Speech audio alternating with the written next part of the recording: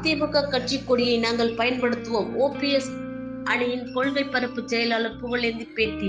நீதிமன்றம் அதிமுக கட்சி கொடியையோ சின்னத்தையோ பயன்படுத்தக்கூடாது என பன்னீர்செல்வத்திற்கு மட்டுமே நீதிமன்றம் உத்தரவிட்டுள்ளதாகவும், அவரை தவிர்த்து நாங்கள் எல்லாம் கட்சி கொடியுடன் தான் பயணம் செய்வோம், கட்சி சின்னத்தை தான் பயன்படுத்துவோம், எவன் சொன்னாலும் கேட்க மாட்டோம் என ஓபிஎஸ் அணியின் கொள்கை பரப்பு செயலாளர் புகழேந்தி தெரிவித்துள்ளார்.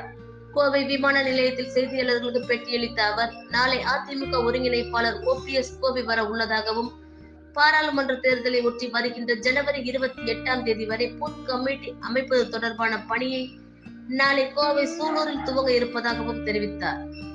அதிமுகவிற்காக 2-3 கொடிகள் வைத்திருப்பதாகவும், இரட்டை இலை போட்ட கொடி ஒன்று, கட்டி பதவியின் போது எம்ஜிஆர் கொடுத்த கொடி ஒன்று, அண்ணா தொழிற்சங்க கொடி ஒன்று உள்ளது எனவும், பன்னீர்செல்வம் பெயரை போட்டு உத்தரவு கூறியுள்ள நிலையில் நானோ மற்றவர்களோ கட்சி கொடியை பயன்படுத்தக் கூடாது என கூறவில்லை எனவும், கொடியைத்தான் பயன்படுத்துவேன், எவன் சொன்னாலும் கேட்க மாட்டேன் எனவும் ஆவேசமாக கூறினார்.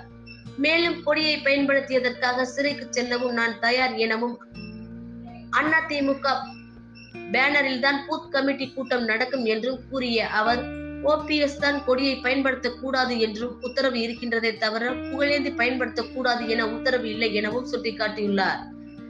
எடப்பாடி பழனிசாமியின் அராஜகம் எல்லை மீது சென்று கொண்டிருப்பதாகவும், அவர்கள் பதிவு செய்த மனுவே தவறானது என்றும் குறிப்பிட்டதுடன், எடப்பாடி பழனிசாமி பேரம் பேசி அதிமுகவை முடித்து காட்ட முடிவு செய்து விட்டார் என்ற நிலையில்தான் பன்னீர்செல்வமே நேரடியாக எல்லா இடங்களிலும் சென்று பூத் கமிட்டி அமைக்க உள்ளார் என புகழேந்தி தான் பொறுப்பேற்றது முதல் அனைத்து தேர்தல்களிலும் எடப்பாடி பழனிசாமி தோல்வியை தான் சந்தித்திருக்கின்றார் எனவும், வருகின்ற நாடாளுமன்ற தேர்தலில் நாங்கள் போட்டியிடுகின்றோம், அப்போது உண்மையான சக்தி எது என்பது தெரியும் என்றும் கூறினார். அதேபோல் எவன் அப்பன் வீட்டு சொத்தை கேட்கின்றோம் என அமைச்சர் உதயநிதி கூறிய நிலையில், அதற்கு அவரது சிறு வயது கூட காரணமாக இருக்கலாம் என்றும், அதே வேளையில் மத்திய நிதி அமைச்சர் நிர்மலா சீதாராமன் உங்க அப்பன் வீட்டு சொத்தா ஆத்தா வீட்டு சொத்தா என்று சொல்லக்கூடாதா என்று அழகு தமிழ் பேசுவதாகவும், இருவரும் பேசினாலும் இது பொதுமக்கள் சொத்து என்றும் கூறினார். திமுகவும் பாரதிய ஜனதா கட்சியும் அடித்துக் கொள்ளும் நிலையில் 2015 மற்றும் 18ஆம் ஆண்டு சென்னை வெள்ளத்தில் மிதந்த போது எடப்பாடி பழனிசாமி மற்றும் உள்ளாட்சித்துறை அமைச்சர் வேலுமணி ஆகியோர் ஒரு சொட்டு தண்ணீர் கூட தேங்காது 730 கிலோமீட்டர் தூரத்திற்கு மழைநீர் வடிகால் ஏற்படுத்தியிருப்பதாக பேசினார். ஆனால் இன்று சென்னை டி நகர் எப்படி மிதக்கிறது என்று கேள்வி எழுப்பினார்.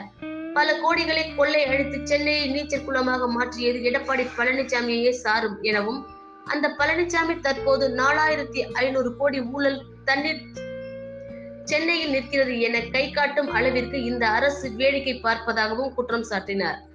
ஆட்சியில் இருக்கின்ற அமைச்சர்கள் சிறைக்கு செல்கிறார்கள், கொள்ளை அடித்த பழனிசாமி கூட்டம் ஜாலியாக சுற்றி கொண்டிருக்கிறார்கள், இதுதான் முதலமைச்சரின் சாதனையாக இருக்குமா என்று எடப்பாடி பழனிசாமியின் ஊழல் குறித்து அமைச்சர் நிர்மலா சீதாராமனோ அண்ணாமலையோ ஏன் பேசவில்லை என்றும் கேள்வி எழுப்பினார். திராவிட முன்னேற்ற கழகம் விட்டுவிட்டாலும் பழனிசாமி போன்ற கூட்டத்தை புகழேந்தி போன்றவர்கள் விடப்போவதில்லை எனவும், ஏற்கனவே ஒருவர் சிறைக்கு சென்று 150 நாட்கள் ஆகிவிட்டது, கண்டா வர சொல்லுங்க என்பது போல் இருக்கிறார்.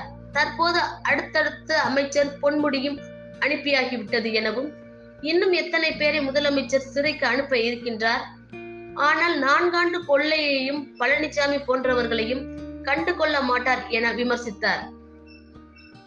அமைச்சர் உதயநிதியை பொள்ளாச்சி ஜெயராமன் வாய்க்கொழுப்பு என்று கூறுகின்றார். ஏற்கனவே கமலஹாசனை பச்சோந்தி என்று கூறினாரே, அது எந்த கொழுப்பு என்றும், பாலியல் தொடர்பாக இருந்தால் மட்டும் பொள்ளாச்சி ஜெயராமன் பேச வேண்டும், இது போன்ற பிரச்சனைகளை பொள்ளாச்சி ஜெயராமன் பேசக்கூடாது என்றும் கிண்டல் அடித்தார்.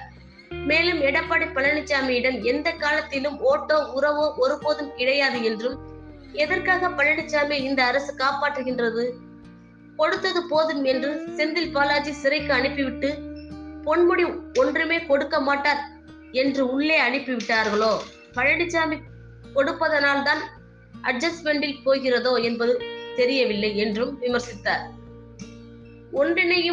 ஒன்றினையும் என்று காலகாலமாக சசிகலா சொல்லிக் கொண்டிருப்பதாகவும், அவரை நான் மதிக்கின்றேன், அவரை தவறாக பேச விரும்பவில்லை, இருந்தாலும் சிறையில் இருந்த போது பழனிசாமி சரியில்லை என்று நீங்கள் கொடுத்த அறிக்கையை மற்றவர்கள் மறந்திருக்கலாம், ஆனால் நான் மறக்கவில்லை என்று குறிப்பிட்டுள்ளார்.